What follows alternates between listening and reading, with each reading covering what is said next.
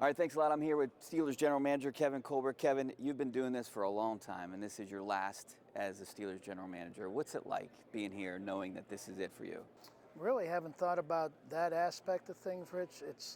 We have a big job to do this year in trying to make the best decisions for the Pittsburgh Steelers through free agency, through this draft. So really haven't thought about what's after this draft. We're really focused on the here and now, and that's our job to do it. So you're not taking anything in, like No, I mean, honestly, having not been here for 2 years, it's just great to be back in this atmosphere and appreciate this event and getting back to a more normal procedure. So I appreciate that, and if there's any nostalgia, it's like getting back to, man, we haven't been here for a couple years. It's just good to get back in that flow.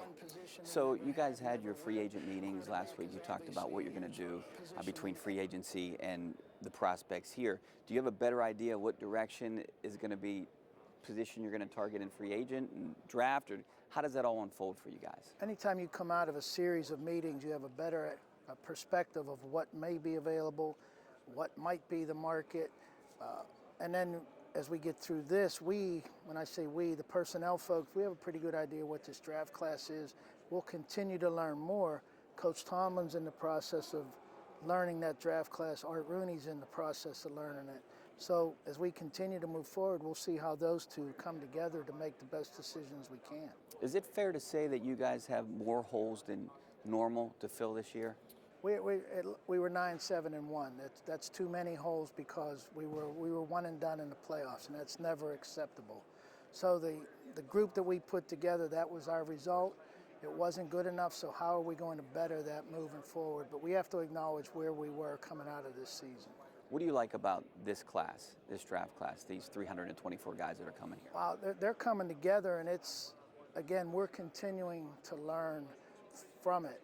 We were walking from the dome from the stadium last night, and there was a group of probably 100 players in front of us. And when you looked at them, we said to ourselves, those guys are going to be playing in the NFL next year. So it's always exciting to see a new group emerge.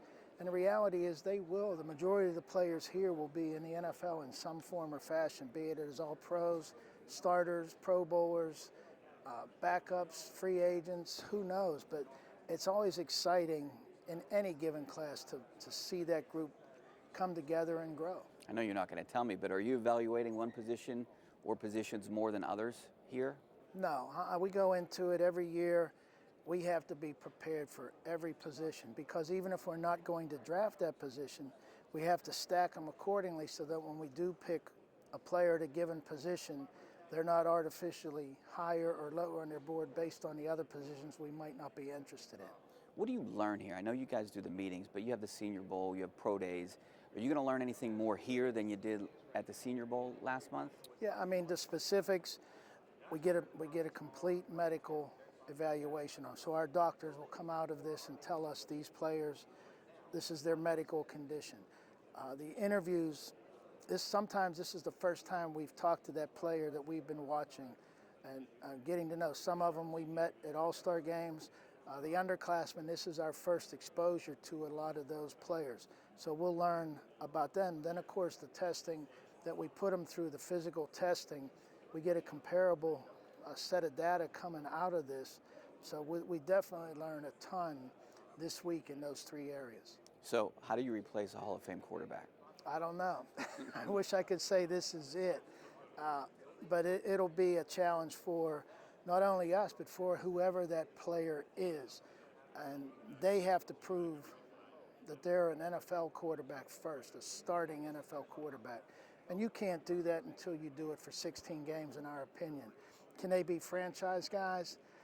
That'll be determined by their success and did they win, in our opinion, Super Bowls for the organization. But I don't think we can ever say this guy will be a franchise player because I think that's putting too much on him. It's up to us to make a decision as to who might be best, but it's up to them as to how good they will be. Do you personally feel any pressure? I mean, whether you draft a guy or bring in a free agent or if you go with the two guys on the roster, do you feel pressure in replacing Ben Roethlisberger? Not really pressure. It's exciting, and those challenges keep you going. And even though I may not be here for that this coming season, I want to make sure that we make the best decisions for the 2022 Steelers. And I don't want to say it's pressure because we enjoy it. It's fun. It's challenging, but it's fun. And we'll just try to, again, put together the best team we can. A couple more questions. I have to ask you about the quarterback class and the evaluation of the quarterbacks here. And we have a local one in Pittsburgh, Kenny Pickett. You talked briefly about him when we met last week, but what do you think about this quarterback class? I think this class has quality in it for sure. It may not have the number of players at this position, but there's certainly quality players that will be NFL starters at some level in their career. We believe that firmly. As you know, I don't talk about individuals, but in Kenny Pickett's case, we did talk about it because Kenny was a great story coming out of the University of Pittsburgh and did great things for Coach Narduzzi and his program. And you have to applaud what he did, and we do. But he's certainly a big part of this class, and we do believe there's quality players in there that will someday be NFL starters. You know, speaking of free agents, do you feel like you have to find a leader for this offense, a veteran guy? Do you feel like you already have that in the locker room for the offense? I learned a long time ago you can't ordain a leader. They come out of the group themselves, and the group will recognize a leader. We can't go in and say, this is your leader, listen to him. That player, whoever it is, he has to make that group feel that he's the person, the player that they can rely on in tough situations. So where that group comes, or who emerges from that group, we're all excited to see. Is there a chance you guys bring Juju back?